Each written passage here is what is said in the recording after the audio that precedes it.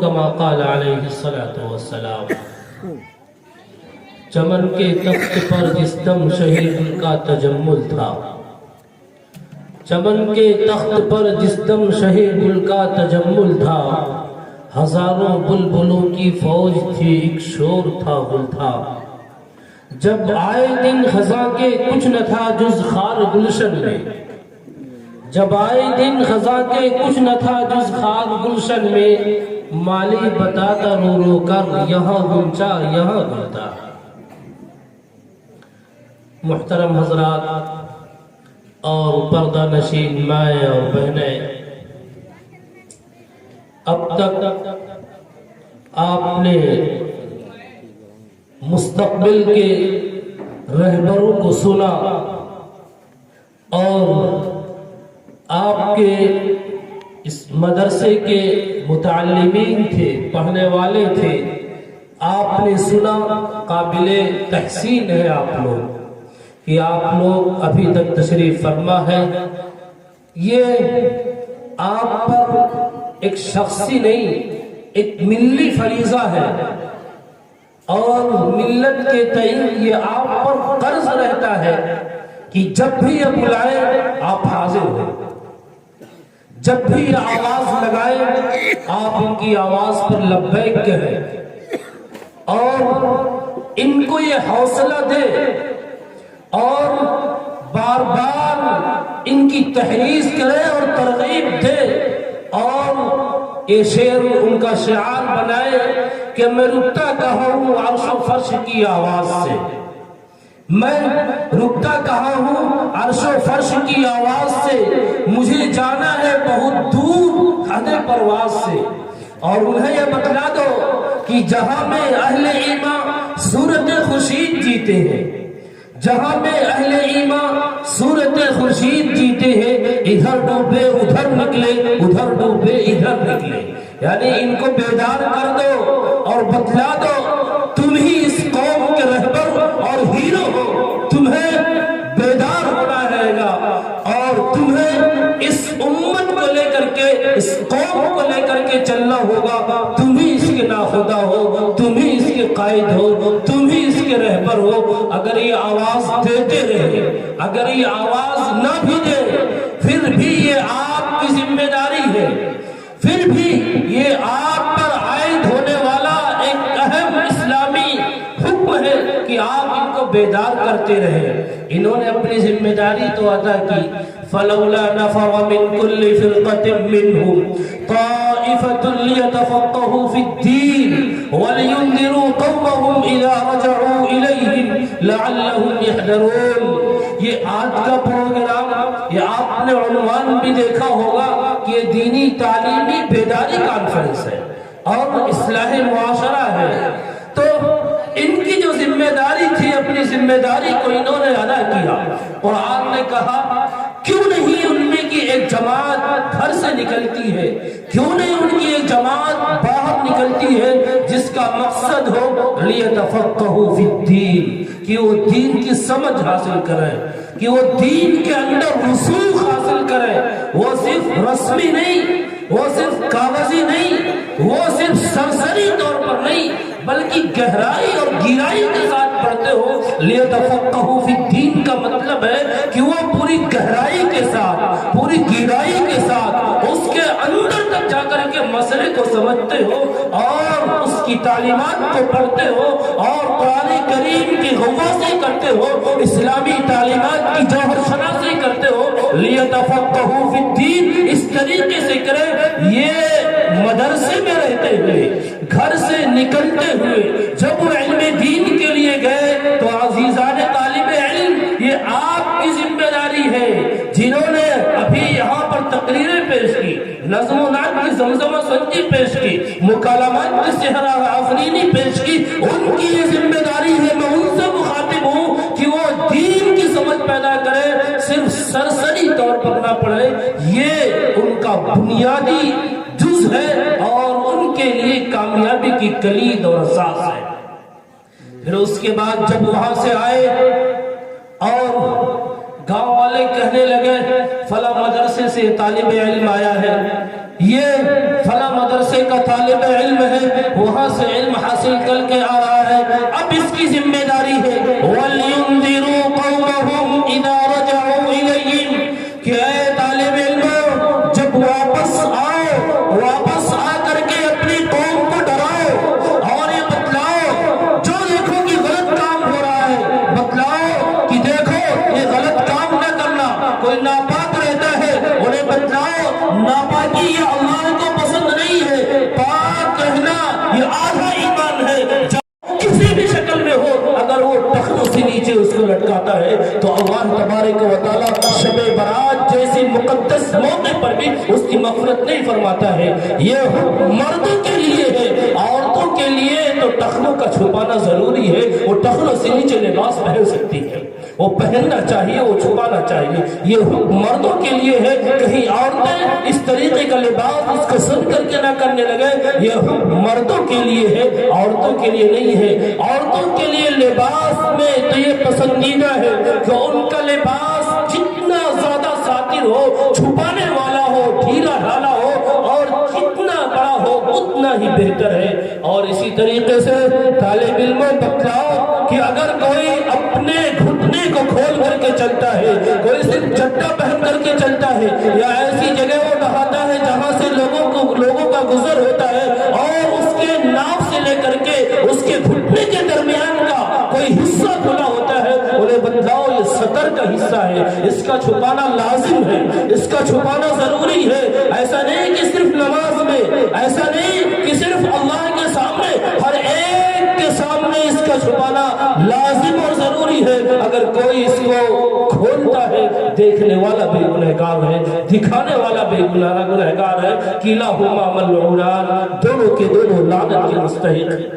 اسی طریقے سے انہیں بتلاؤ اگر نماز نہیں پڑھتے ہیں، نماز یہ اسلام اور کفر کے درمیان حد فاصل ہے، اگر وہ نماز نہیں پڑھتے ہیں انہیں بتلاؤ مومن کی سب سے پہلی پہچان اور سب سے پہلا شعار وہ نماز ہے۔ اگر نماز نہیں پڑھتے ہیں انہیں بتلاؤ کہ نماز کی درستگی پر دیگر اعمال کی درستگی ہے، اگر نماز صحیح نہیں ہے تو کوئی بھی عبادت قبول نہیں ہوگی، اور اگر نماز درست نکل گئی تو اگر اور عبادتوں میں کوئی کمی ہو اللہ تبارک و تعالیٰ اسے معاف کر دے گا، اللہ تبارک و تعالیٰ عفو درگزر کا معاملہ کرے گا۔ انہیں بتلاؤ اگر کوئی معاملات کی درستگی نہیں کرتا ہے، کسی سے کوئی قرض لیتا ہے اس کو ادا نہیں کرتا، ٹال مٹول کرتا ہے، اسے آقا کی تعلیم بتلاؤ، آقا کا طریقہ بتلاؤ کہ اگر اس حالت میں تمہارا انتقال ہو گیا، آقا نے تو مقروض کا جنازہ پڑھانے سے بھی انکار کر دیا تھا، اس لیے قرض لیے ہو قرض کی ادائیگی کرو، قرض لیے ہو اس کی ادائیگی کی فکر کرو۔ اسی طریقے سے میرے طالب علم دوستو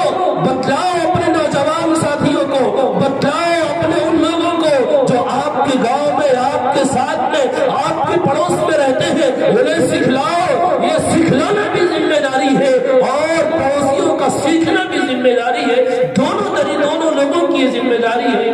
ایک مرتبہ آقا نبی کریم صلی اللہ علیہ وسلم نے لوگوں کو واعظ فرمایا اور اس موقع پر کچھ لوگوں کی تعریف فرمائی اور کچھ لوگوں کی نکیر فرمائی کہ ایسے لوگ اچھے نہیں ہیں کہ جن کے پڑوسی وہ علم سے نابلد ہے، حالانکہ ان کے پاس دین کا علم ہے، وہ اپنے پڑوسیوں کو سکھا سکتے ہیں، وہ اپنے پڑوسیوں کو بتلا سکتے ہیں، وہ اپنے پڑوسیوں کو دینی تعلیم سے آشنا کر سکتے ہیں۔ صحابہ کرام نے بعد میں آپس میں تبصرہ کیا کہ کن حضرات کے بارے میں بتلا رہے تھے، تو صحابہ کرام نے کہا کہ اشعریوں کے بارے میں ہے، جو اشعری لوگ ہیں یہ ان کے بارے میں ہے۔ تو حتیٰ جو اشعری قبیلے کے لوگ تھے وہ لوگ جمع ہوئے اور کہا آقا صلی اللہ علیہ وسلم یہ کیا ہے، اگر کوئی اپنے سے نہ سیکھے تو کیا ہم لوگ بھی اس کے ذمہ دار ہیں؟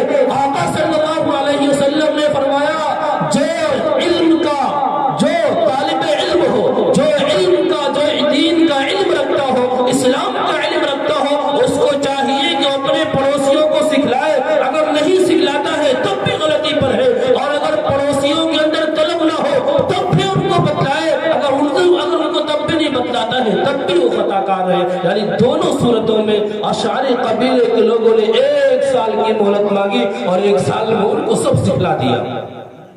इस तरीके से आका सल्लल्लाहु अलैहि वसल्लम मस्जिद नबवी में आते हैं, देखते हैं कुछ लोगों का हल्का लगा हुआ है और बैठे हुए अल्लाह तबारक व तआला का जिक्र कर रहे हैं। आप सल्लल्लाहु अलैहि वसल्लम ने फरमाया ये लोग भी बेहतरीन हैं, ये लोग भी भलाई पर हैं, ये लोग भी अच्छाई पर हैं। एक तरफ देखा कुछ लोग इल्म हासिल कर रहे हैं, कुछ लोग आपस में इल्म का मुज़ाकरा कर रहे हैं। आप सल्लल्लाहु अलैहि वसल्लम ने फरमाया ये भी बेहतर है और ये भी अच्छे लोग हैं। और आप सल्लल्लाहु अलैहि वसल्लम ने दोनों हलकों में से जो इल्म का हलका था उसको इख्तियार करते हुए तशरीफ फरमा हो गए और ये जुमला इरशाद फरमाया इन्नमा बुइस्तु मुअल्लिमा, मैं मुअल्लिम बना करके भेजा गया हूँ, मैं उस्ताद बना करके भेजा गया हूँ, मैं टीचर बना करके भेजा गया हूँ, मैं सिखलाने वाला बना करके भेजा गया हूँ। इससे उन लोगों की अहमियत और फजीलत और बढ़ जाती है जो इल्म दीन हासिल करने वाले, इल्म दीन पढ़ने वाले हैं। इन्नमा बुइस्तु मुअल्लिमा, मैं मुअल्लिम बना करके भेजा गया हूँ। इसलिए कि आबिद और आलिम इन दोनों की फजीलत, आलिम और आबिद में जो तफाउत है वही है जो 14वीं रात को तमाम सितारों पर फजीलत हासिल है। इस तरीके से आलिम चमकता है जिस तरीके से तारीख रात में 14वीं का चाँद चमकता है, ये आलिम इस तरीके से चमकता है। शर्त यह है कि वो आलिम अपने आप को आलिम बना करके रखे। शर्त यह है कि आलिम अपने आप को उस मनसब के लायक समझे, अपने आप को उस मनसब पर बाकी रखे। ऐसा ना हो कि वो इल्म का लाहिका तो लगा रखा है लेकिन काम इल्म वाला नहीं है, काम वो इल्म वाला नहीं है। याद रखो इल्म हमेशा इंसान को इज्जत देता है और हमेशा उसकी जिल्लत से हिफाजत करता है। मैं एक वाक़या आपको बतलाऊं। हजरत अब्दुल्ला इब्न मुबारक रहमतुल्लाहि अलैह बहुत बड़े सूफी, बहुत बड़े मुजाहिद और मुहद्दिस इमाम बुखारी रहमतुल्लाहि अलैह के उस्ताद, और वो ज़माना है खलीफा हारून रशीद का। खलीफा हारून रशीद अपने घर में बैठे हुए, मलका भी है और दीगर लोग भी मौजूद हैं। इतने में एक आवाज बुलंद होती है। उस आवाज की बुलंदी का ये आलम था, उस आवाज की शिद्दत का ये आलम था कि महल में बैठे हुए हारून रशीद ने समझा कि दुश्मनों ने हमला कर दिया है। फौरन जो हाजिर बाश लोग थे दरबार में थे, पूछा ये कहां से शोर बुलंद हो रहा है, ये कौन लोग हैं जो हमारे मुल्क पर हमला कर रहे हैं, जरा तहकीक करके आओ, तफ्तीश करके आओ, जाओ मालूम करके आओ। जब वहां निकलते हैं क्या देखते हैं, एक बहुत बड़ा काफिला है जो यहाँ से गुजर रहा है और यहाँ पर हजरत अब्दुल्ला इब्न मुबारक रहमतुल्लाहि अलैह को छींक आई थी और अब्दुल्ला इब्न मुबारक रहमतुल्लाहि अलैह ने उस छींक पर अल्हम्दुलिल्लाह कहा था और शागिर्दों की तादाद का और उनके स्टूडेंट की तादाद का, उनके साथ रहने वालों की, उनके पास पढ़ने वालों की तादाद का अंदाजा लगाइए कि अल्हम्दुलिल्लाह का जवाब देने के लिए जब उनकी ज़बान से अल्हम्दुलिल्लाह निकला है तो ऐसा लगता था जैसे कि लश्कर जर्राब ने मुल्क पर हमला कर दिया हो। ये आवाज थी अब्दुल्ला इब्न मुबारक रहमतुल्लाहि अलैह के शागिर्दों की। तब खलीफा हारून रशीद की बीवी ने कहा आप बादशाह हैं, आप खलीफा हैं, असल खिलाफत और असल बादशाह तो अब्दुल्ला इब्न मुबारक रहमतुल्लाहि अलैह की है, जो लोगों की दिलों पर हुक्मरानी करते हैं कि उनके एक छींक का जवाब देने के लिए आप पर लर्ज़ा तारी हो जाता है, आप पर खौफ तारी हो जाता है। कोई मेरा मुल्क छीनने के लिए तो नहीं आया, असल हुक्मरानी तो ये हुक्मरानी है। मेरे तालिब इल्म दोस्तों, बतलाओ पर्दे का क्या मकाम है, इन्हें समझाओ, अपने घर में बताओ कि अगर कोई बेपर्दा औरत है और इस तरीके से बजने वाले जेवर को पहन करके निकलती है तो कल क़यामत के दिन वो जन्नत की बू भी नहीं पाएगी, जन्नत की खुशबू भी नहीं पाएगी। जबकि जन्नत की खुशबू 500 साल की मसाफत तक भी महसूस की जाती है। आज पूरी दुनिया का अगर आप चक्कर लगाएं 2-4-10 घंटे में आप पूरी दुनिया को पार कर सकते हैं, लेकिन उसकी मसाफत जहां से जन्नत की खुशबू محسوس کی جاتی ہے 500 برس ہے، لیکن وہ بھی جنت کی خوشبو نہیں پائے گی۔ اگر کوئی اپنے حیا کو کھو چکا ہے اسے بتلاؤ کہ حیا اور ایمان دونوں لازم و ملزوم ہے۔ اگر حیا تمہارے اندر نہیں ہے، یاد رکھو ایمان سے کبھی بھی ہاتھ دھو سکتے ہو، اس لیے کہ الحیا الایمان والحیا قرناء جمیعا، ایمان اور حیا دونوں لازم و ملزوم ہیں۔ فاذا رفع احدهما رفع الاخر، اگر ایک اس میں سے نکلتا ہے تو دوسرا بھی رخصت ہو جاتا ہے۔ بتلاؤ انہیں الایمان عریان ولباسه الحیا، ایمان ننگا ہے، اگر اس کو ڈھانپنا چاہتے ہو، اس کو چھپانا چاہتے ہو، محفوظ رکھنا چاہتے ہو، اس کو بچانا چاہتے ہو، اس کو مستور رکھنا چاہتے ہو، اس کی حفاظت کرنا چاہتے ہو، اس کی صیانت کرنا چاہتے ہو، اس کو باقی رکھنا چاہتے ہو، حیا کی چادر سے اس رنگے پن کو ڈھانپ دو۔ حیا کی چادر سے ڈھانپ دو گے تمہارا ایمان بچ جائے گا، اور ایمان کا بچ جانا اگر پوری دنیا بھی ضائع ہو جائے، اگر ایمان بچا رہ گیا یہ سستا سودا ہے، لیکن اگر ایمان چلا گیا پوری دنیا مل جائے بہت خسارے کا یہ سودا ہے، بہت نقصان کا یہ سودا ہے۔ اس لیے میرے طالب علم دوستو، لِيُنذِرُوا قَوْمَهُمْ إِذَا رَجَعُوا إِلَيْهِمْ، اپنی قوم کو ڈرانا ہے، اپنے قوم کو بتلانا ہے کہ دیکھو اگر ناپ تول میں کمی کرو گے وَيْلٌ لِّلْمُطَفِّفِينَ، ان کے لیے تباہی و بربادی ہے۔ انہیں بتلاؤ اگر جھوٹ بولو گے کبھی بھی کامیاب نہیں ہوگے۔ آقا صلی اللہ علیہ وسلم نے ایک قانون، ایک دستور دے دیا، ان الصدق ينجي والكذب يهلك، سچائی نجات دیتی ہے اور جھوٹ ہلاک کر دیتا ہے، جھوٹ یہ تباہ و برباد کر دیتا ہے۔ طالب علم دوستو بتلاؤ، اور اپنے جو سرپرست ہیں اگر نہیں معلوم، بڑے ہیں نہیں جانتے ہیں، انہیں بتلاؤ کہ نکاح کو آسان کرو، نکاح کو آسان کرو، نکاح کو آسان نہیں کرو گے کل کے دن کتنی بیٹیاں اپنے عفت و عصمت کا جنازہ نکالیں گی، کتنا اپنا وجود کھو چکیں گی، کچھ نہیں کہا جا سکتا۔ میں بہت سارے واقعات نظر سے گزرے، لیکن شادی کے معاملے میں جس واقعے نے مجھے بہت زیادہ متاثر کیا، جس واقعے نے مجھے بہت زیادہ متاثر کیا، وہ واقعہ سعید بن مسیب رحمت اللہ علیہ کی صاحبزادی کا ہے اور ان کے شاگرد ابو وداع، ان دونوں کے نکاح کا معاملہ ہے۔ ابھی آپ نے جہیز کے اوپر اور نکاح کے آسان کرنے کے اوپر آپ نے مکالمہ سنا، میں اس واقعے کو، مختصر سا واقعہ ہے لیکن اس واقعے سے ہمیں اتنے سبق ملتے ہیں، اس سبق کو نکالا جائے تو ایک لمبا وقت درکار ہوگا۔ سعید بن مسیب رحمت اللہ علیہ جنہیں سید التابعین کہا جاتا ہے، جن کے بارے میں المستطرف نامی کتاب میں لکھا ہے، ان کا یہ قول ما فاتنی الاذان منذ 40 سنة فی المسجد النبوی، کہ 40 سال کا عرصہ ہو گیا میری مسجد نبوی میں کبھی اذان فوت نہیں ہوئی، یعنی 40 سال کا عرصہ گزرا اذان ہوتی تھی اور میں مسجد نبوی میں موجود تھا، یعنی نماز بھی تکبیر اولیٰ کے ساتھ باجماعت پڑھتا تھا اور کبھی بھی اذان فوت نہ ہونے کا یہ مطلب ہے۔ ان کے ایک شاگرد ہے ابو وداع رحمت اللہ علیہ، ایک مرتبہ کئی دن ہو گئے وہ سبق میں حاضر نہ ہوئے، جب حاضر ہوئے تو استاد نے پوچھا ابو وداع کہاں رہ گئے تھے؟ کہا میری بیوی کا انتقال ہو گیا تھا، میرے اہلیہ کا انتقال ہو گیا تھا، میں تجہیز و تکفین میں تھا اور میں حاضر نہ ہو سکا۔ انہوں نے کہا اگر آپ کا نکاح کر دیا جائے، کیا اگر کوئی رشتہ آپ کو دے کیا نکاح کو قبول کرو گے؟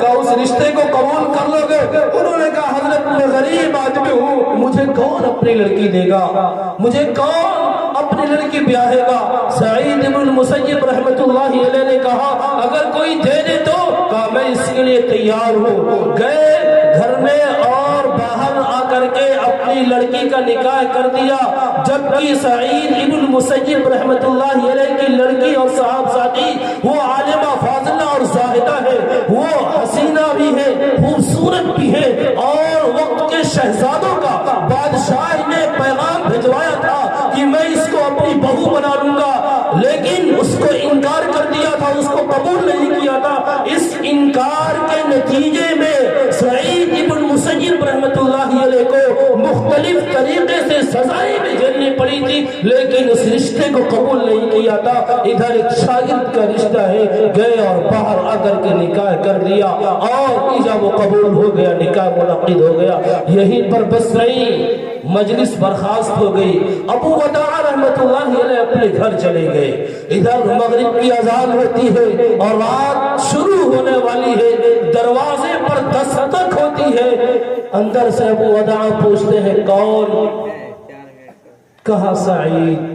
अबू वदाअ रहमतुल्लाहि अलैह कहते हैं, मदीना में सईद नाम के जितने लोग थे, मदीना में सईद नाम के जितने हजरात थे, मेरे जहन में सबका नाम पूछ गया, लेकिन सईद इब्न मुसय्यिब का नाम मेरे जहन में नहीं आया। क्योंकि इनके बारे में तो ये मशहूर है कि अपने घर और मस्जिद के अलावा कभी कहीं नहीं देखे गए, उनका तो तसव्वुर भी नहीं कर सकता था। लेकिन जब दरवाजा खोला तो क्या देखता हो कि सईद इब्न मुसय्यिब रहमतुल्लाहि अलैह दरवाजे पर मौजूद है और पीछे एक खातून है, वो नकाब पोश बुर्का पोश है। एक खातून उसका हाथ पकड़ करके कहते हैं, अबू वदाअ, ये आपकी अहलिया मुहतरमा और मेरी साहबजादी है, ये आपके लिए आपके दावत पहुंचाने के लिए आया हूँ। मैंने ये नहीं चाहा कि तुम्हारा निकाह हो गया हो, तुम्हारी शादी हो गई हो और तुम तने तनहा रात गुजारो। ये तुम्हारी अहलिया मुहतरमा है, इन्हें लेकर के जाओ। यानी पहुंचाने खुद ससुर मुहतरम सईद इब्न मुसय्यिब रहमतुल्लाहि अलैह अपने दामाद के घर गए। इसमें आप सबक निकालें और इस वाक़े को आप बार बार सोचें कि इसमें कितनी सादगी के साथ निकाह को तकमील तक पहुंचाया गया। इन्ना आज़मन निकाह बरकतन ऐसरहु मऊन,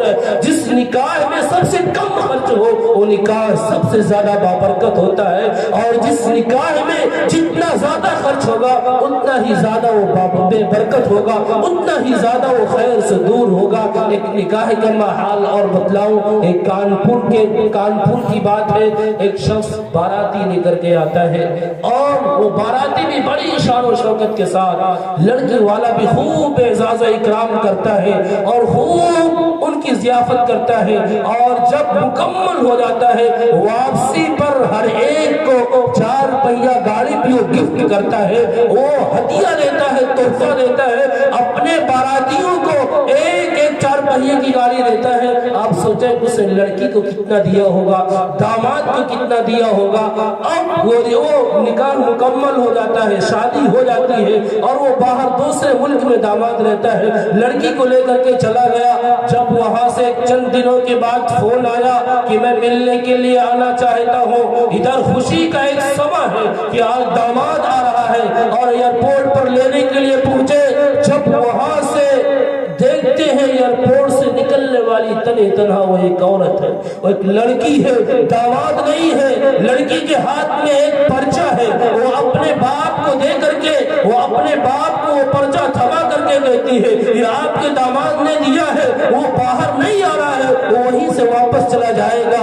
उसने पर्चे पर ये लिखा था कि आपने हमारे बारातियों का जिस तरीके से इकराम करना चाहिए नहीं किया था, ये आपकी बेटी आपके हवाले है, मैं इसको नहीं रख सकता। कितना खर्च किया होगा, इसलिए जो खर्च जिस निकाह में जितना ज्यादा खर्च हो उतना ही ज्यादा वो खैर से दूर होता है, और जितना कम खर्च हो उतना ही वो बरकत के करीब होता है, उतना ही ज्यादा वो खैर के करीब होता है। इसलिए मेरे तालिब इल्म दोस्तों, बतलाओ इन्हें रिश्ते में 2 चीजें पेश नजर हो, एक दीनदारी और एक अखलाक। दीनदारी और अखलाक, ये दोनों चीजें जहां मिले वहां पर रिश्ते को कबूल कर लो। अगर रिश्ते को कबूल नहीं करोगे तकुन फितनतुन फिल अर्ज़ि व फसादुन अरीज़। तिर्मिज़ी की रिवायत है, जमीन में फितना बर्पा होगा, एक लंबा चौड़ा फसाद होगा, और वो लाखों करोड़ों का खर्च करने वाला वो आखिर में यही कहेगा,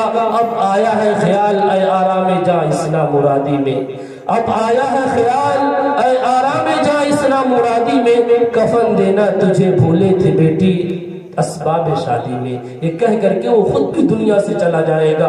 इसलिए इन्हें समझाओ और बतलाओ निकाह के आसान करने का और निकाह को सहल करने का कितना फायदा है।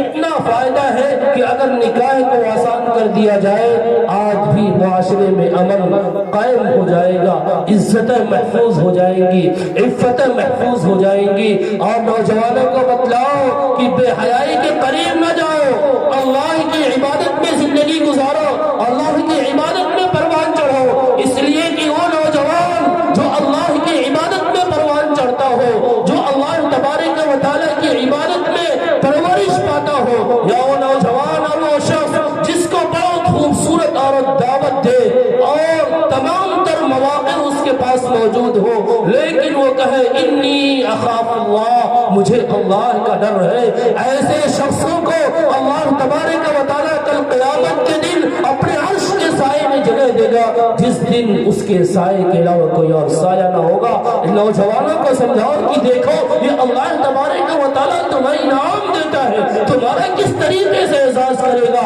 اپنے عرش کے سائے میں جگہ دے گا، جس دن اس کے سائے کے علاوہ کوئی اور سایہ نہ ہوگا۔ اس لیے یہ ذمہ داری تھی طالب علم دوستوں کی ہمارے، انہوں نے ادا کیا۔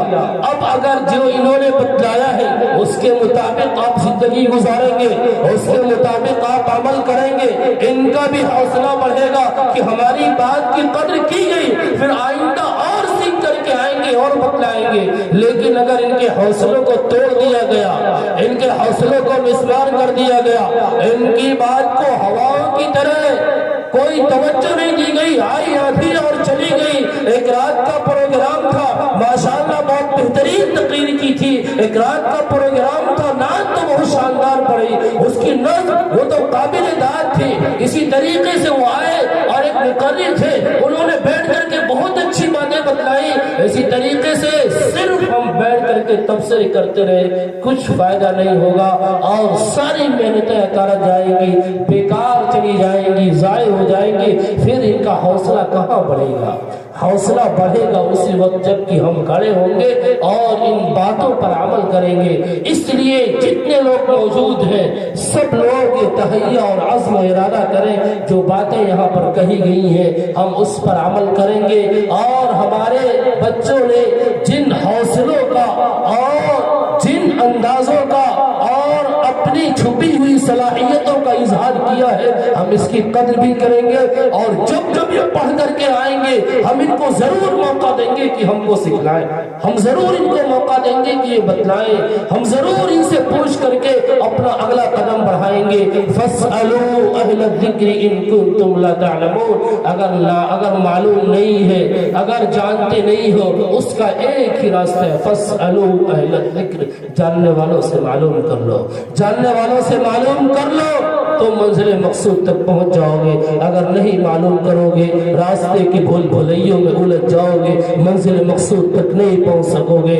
اس لیے ان کی قدر ضرور کرو، سب لوگ قدر کریں گے، جب بھی موقع ملے انہیں ضرور آگے بڑھاؤ، انہیں آگے بڑھاؤ گے خود آپ آگے بڑھیں گے۔ اگر ان کو پیچھے رکھا آپ بھی پیچھے ہو جائیں گے۔ اگر ان کی حوصلہ افزائی نہیں کی تو صرف یہ نہیں پوری قوم پیچھے ہوگی۔ اگر ان کو ہمت نہیں دی تو آپ بھی ہمت نہیں کر سکیں گے۔ ان کو حوصلہ نہیں دیا آپ بھی صحیح سے کھڑے نہیں ہو سکیں گے۔ ان کو آپ نے موقع نہیں دیا آپ اپنی نگاہ اٹھا کر کے نہیں جی سکتے۔ اس لیے عزت کی زندگی چاہتے ہیں، سر اٹھا کر کے جینا چاہتے ہیں، اپنے نوجوانوں کو دین پر لگا دو۔ پڑھنے والے ہیں جو دینی تعلیم حاصل کرنے والے ہیں ان کے بھی حوصلوں کو بلند کر دو، جو اصلی تعلیم حاصل کرنے والے ہیں انہیں بتلا دو پہلے مسلمان ہو پھر تم سب کچھ ہو۔ اسلامی تعلیمات والے کام کر لو، اسلامی تعلیمات پر عمل پیرا رہو، سب کچھ پڑھو، پوری دنیا تمہاری ہے۔ ان کے حوصلوں کو اس طریقے سے بلند کرو۔ اللہ تبارک و تعالی ہم سب کو حوصلہ بلند کرنے والا بنائے، ہم سب کو ہمت اور جرأت عطا فرمائے۔ آمین۔ وآخر دعوانا الحمدللہ رب العالمین۔